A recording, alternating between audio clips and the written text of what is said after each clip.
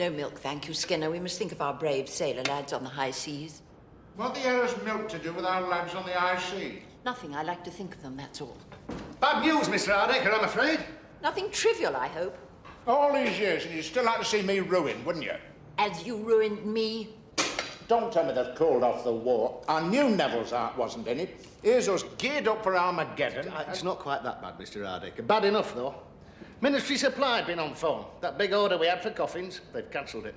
I bloody knew it. This country's been at war for 5 months, and if it hadn't been for some people knocked over in blackout, there'd be no casualties at all. And here's us with 2 years' Bolivian tin production stored in former utterly palace varieties. Now shut for duration. Yeah, I was never 100% convinced by the tin coffin lobby, you know. A wooden box were good enough for my father. At least it will be if ever I get my hands on the bugger. Well, what do you want me to do, Mr. Hardacre? Go up totally and shut down the yard? We're talking about sacking 500 men here, there, child.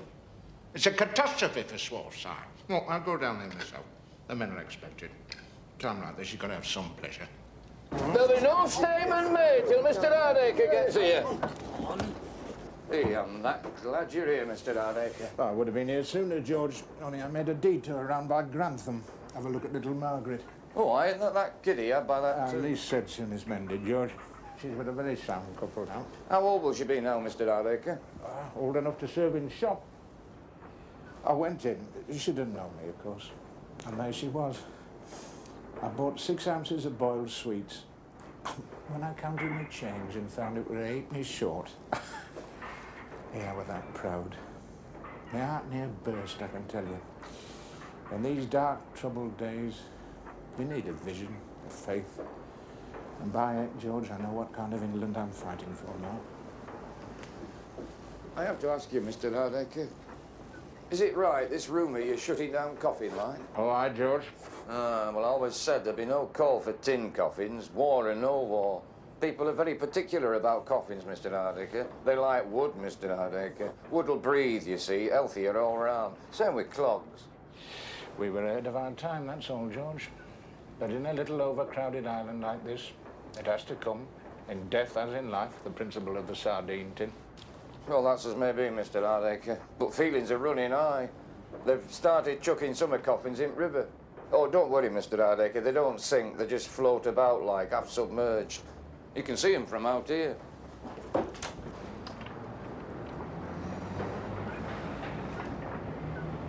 George, you can tell the men there'll be no sackings.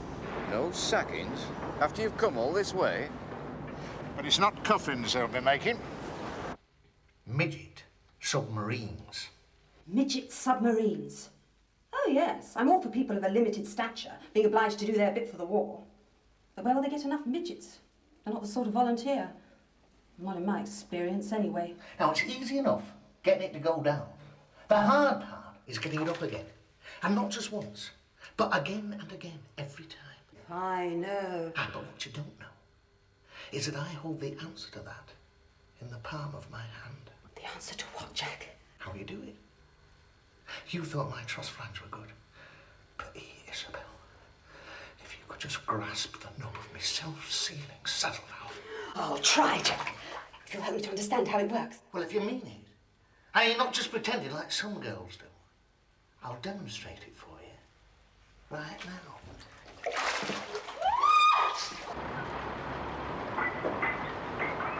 Don't hang about, George. You'll have tide going out. Hey, oh, it's dinner time, is that, Mr. Hardacre? Don't time fly? Dinner time. Would you think it already? Dinner time. Never mind that, George. What's dinner time to us or us to dinner time? Don't you know there's a war on? But...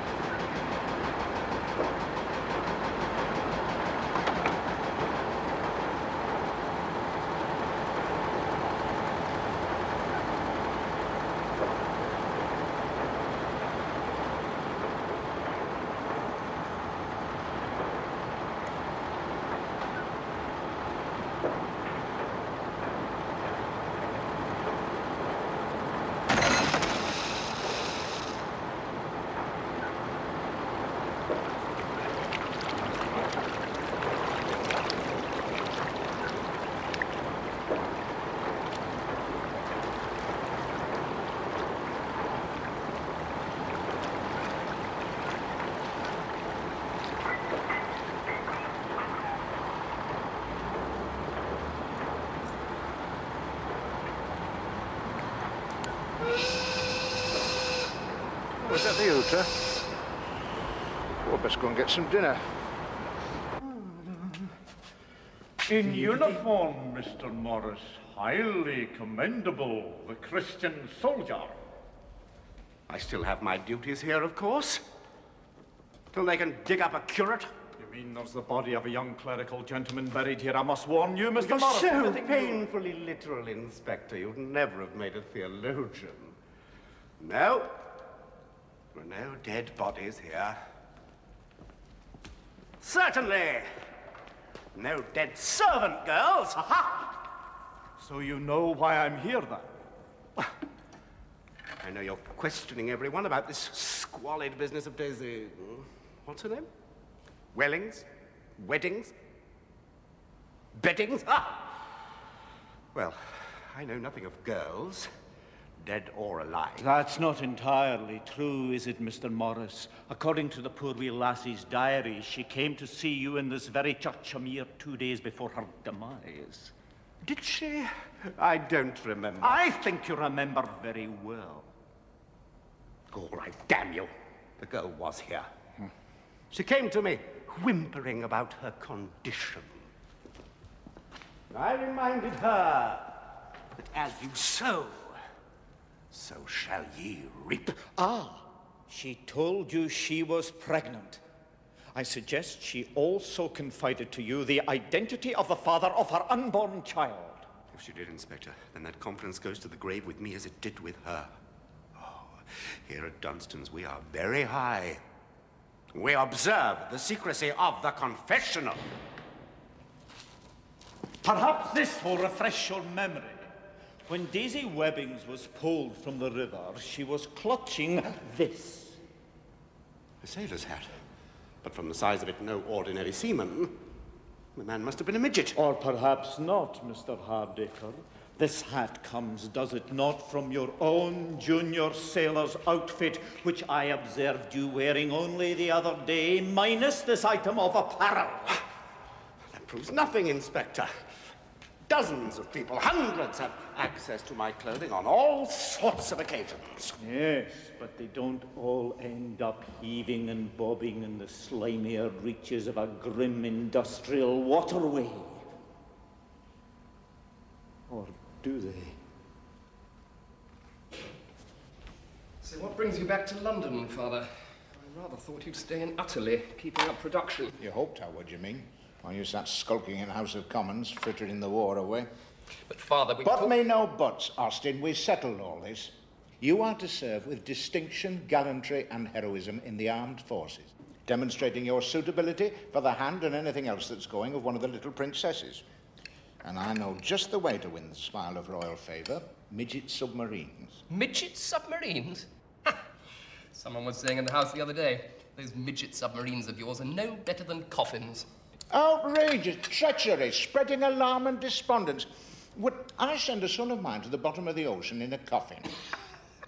I tell you, Austin, for winning medals, there's now to beat the midget submarine. Crew of 2, you see. The officer, you, and the other rank. Now, ask yourself, who gets the VC? Racing certainty. Forget it. I'm going to spend this war digging in on the only front that matters, the front bench of the House of Commons. I wasn't going to tell you this, Father, but in the next supply debate, I shall be answering questions for the Ministry, and it will fall to me to announce that we're cutting right back on midget submarines. Well, you are you? Yes, Father.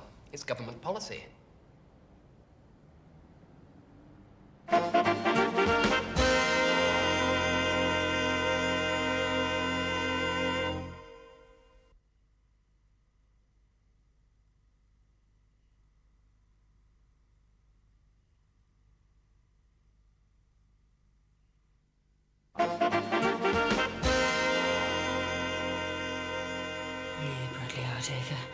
You've brass cheek to come calling here when my husband's had to be dragged up from mud and slime on Bottom River Wharf, near half dead from your midget submarine experiments.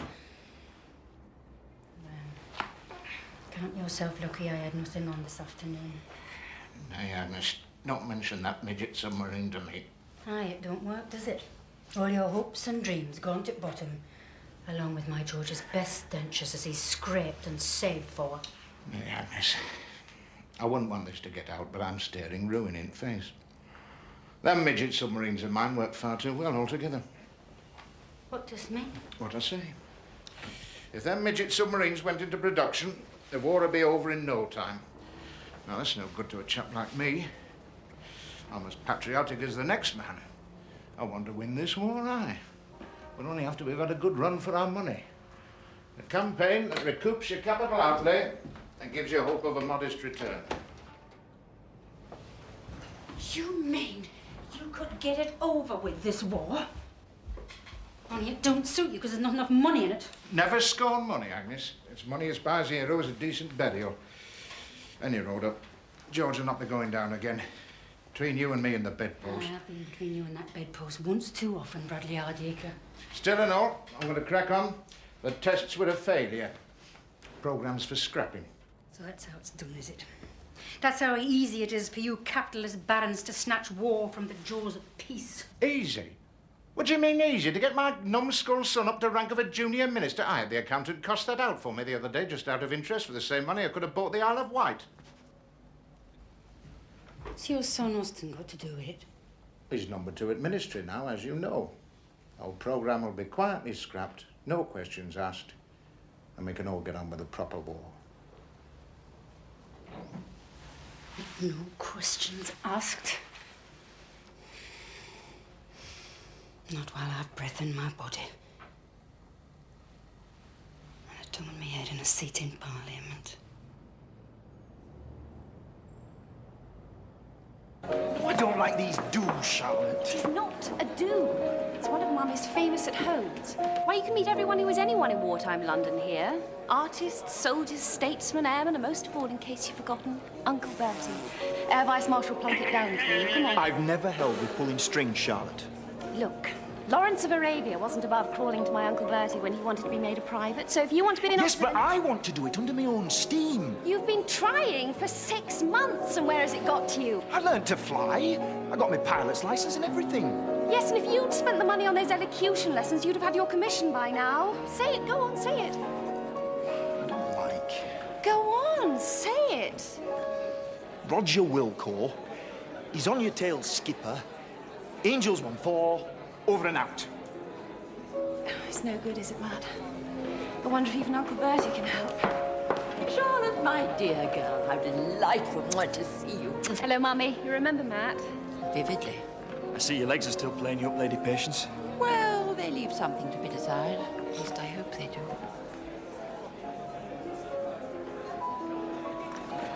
Word of news for you, Morris. I've been working for MI5 since Christmas. Since Christmas? Why didn't you tell? I thought I ought to wait till I got on the pension scheme. But you're still working for Moscow. Of course. And a talks producer at the BBC too. Don't know how you manage it all. It's all pretty much the one job, really. Now, what's all this I hear about your father's midget submarines? Who's this for? MI5 or KGB? BBC, as a matter of fact. We're hoping to do a workers' playtime from your father's shipyard. Talking about workers' playtime, I must have a word with your sister Isabel. What can you want with my sister? MI5 want me to recruit her. Isabel? A spy? What can she possibly do for MI5? She can sleep with men and encourage loose talk between the sheets. I can do that. We're all perfectly aware of your talents, Morris. And don't worry. There's bound to be a role for you at some stage of the war. Largely depending on which way Johnny Turk jumps. You're speaking to someone who already knows which way Johnny Turk jumps. I like the cut of your jib, my boy. I like the trim of your aileron. In my view, the Royal Air Force needs a working-class pilot. So far, he hasn't been selected. In view of the fact that you're engaged to my niece, I see no reason why it shouldn't be you. In fact, let's get it signed and sealed before you splice the knot, and no one can call it nepotism. What? Oh, Uncle Bertie, you made me so happy. I won't let you down, sir. Well, that's settled. Would you help me to some tea, Matt? With pleasure, Lady Patience. No, just a little milk and sugar. Oh, as you were, Fairchild, as you were. Your CO may be right. You can't have a miff in the mess. What does he mean? What did I do wrong? What does he mean, a miff? Milk in first. Oh, Matt, how could you? Poor Matt. I remember the night we met. You didn't know what to put in first then, either. Henri! You here? I thought you were in France. I have been, how you say, second. I'm a combined underwater naval trainee. Isn't that some kind of abbreviation for that, like RAF? Unfortunately not. You mean you're a... Exactement. When they're finished with me, I shall be a frogman. Mr. Hardacre, I've been meaning to ask you if you'd care to give us a series of 15-minute talks on the Home Service. On your bag. Oh, well, have to be J.B. Priestley after all. Why is it when you're the one who's supposed to be at home, there's half of bloody London here? Why aren't they at home? You'll see nothing left out of a pound of tea. I cannot go out to the world, Bradley, but the world is still pleased to come to me. When a man comes home after a hard day, he wants to call his front room his own. I was thinking of bathing the whippet tonight. Ambassador Kennedy has been looking forward to meeting you. Glad to meet you, Hardacre. It's guys like you that are going to have to talk turkey to Herr Hitler before this phony war turns into a real shooting match. I don't hold with that kind of talk, Mr. Ambassador. In my view, the Germans deserve a good hiding. Sir, I refuse to condemn an entire nation. Oh, there are some decent Germans, I grant you. Himmler, Goebbels, Goering, chaps you can have a good laugh with. Well, as I was saying to Sir Dudley Tilstock here, there's no way you English are going to win this war. I take it you gentlemen know each other? Indeed we do. How do you do, Hardacre? And I'll be glad of a few moments of your valuable time, Sir Dudley. Hello, little boy. What's your name? Teddy. Oh, I had a teddy once. Bet you did too. Now, I've got this new little black friend. His name's... Who cares what his name is? Just get this.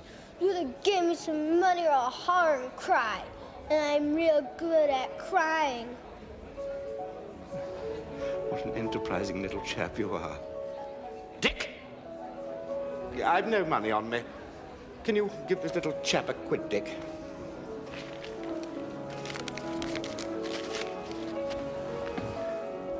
This sort of behavior is going to get you into a lot of trouble one of these days.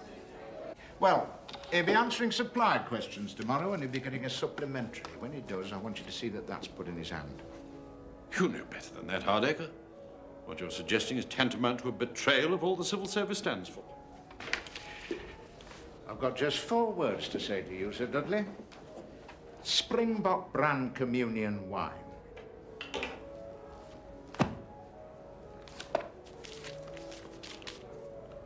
Tilstock. Montague Basil Arbuthnot Darcy the Venerable. Your father, I believe. What of it?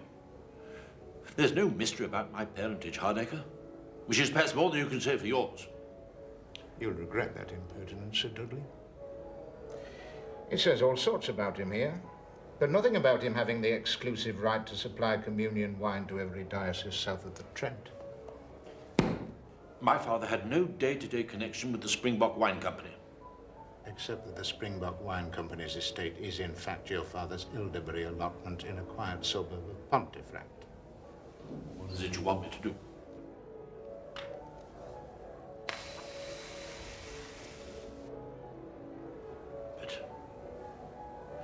But this is blackmail. Oh, come now, Sir Dudley. Blackmail's an ugly word. Watch out, Abrams. Cost me £8.14 and 6, that frock.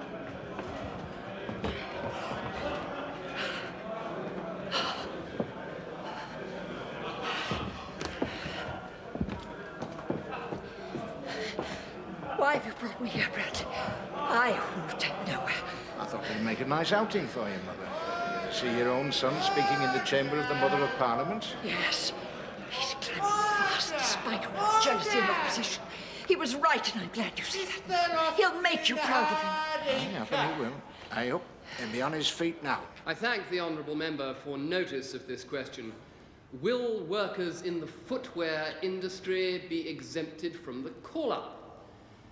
The answer to it, as members of the House will have anticipated and will no doubt appreciate, is cobblers. because he's got them in the palm of his hand. How often have I told him about that? Mrs. Agnes Fairchild! Is the Junior Minister of Supply aware that while he is standing there smugly... It's that frightful woman, Red Agnes. I'd no idea the House of Commons was that common. Aye, and Summers isn't sure, and none the worse for that. Despite that the old school Thai brigade sits sniggering in the upholstered hypocrisy of their fancy clubs, where women such as me, and millions of others, are not admitted, save only to scrape a potato and scrub a precarious living, while their crippled children are coughing out their lungs for want of a pen and nightlight. I say again, is he aware that nightlight rationing is the only way to ensure an equitable distribution of the burden of the blackout? No, madam. Further to his reply, will the Junior Minister now state what is government policy regarding the midget submarine construction and development programme on Swarf Side? I must say to the House, I have had no notice of this question. Answer. Answer! But I believe I have friends in this House who will, I believe, support me when I say the midget submarine program on Swarfside will be speedily expanded and increased in both scope and magnitude. And I myself have the honour to inform the House that I shall be applying for the manor of Northstead in order to take up my new duties in a military capacity, i.e., testing these new naval devices, disregarding the dangers, and considering only my duty to my country and my monarch, not forgetting those two dear little princesses for whom I would gladly lay down my life. But he's a jolly good fellow. He's a jolly good fellow. He's a jolly good fellow. But he's a jolly good fellow. It means, my dear, that Austin has decided to take up a military career. It's a pity he chucked the politics. We'll never know how far he could have got. This is your doing, Bradley. We're nothing but puppets to you. You're the fiendish mastermind with your fingers up everyone's glove. Well, if that's how you feel, Mother, you can make your own way home. Littles, Abraham, let's go and have a pint. Bradley, Bradley.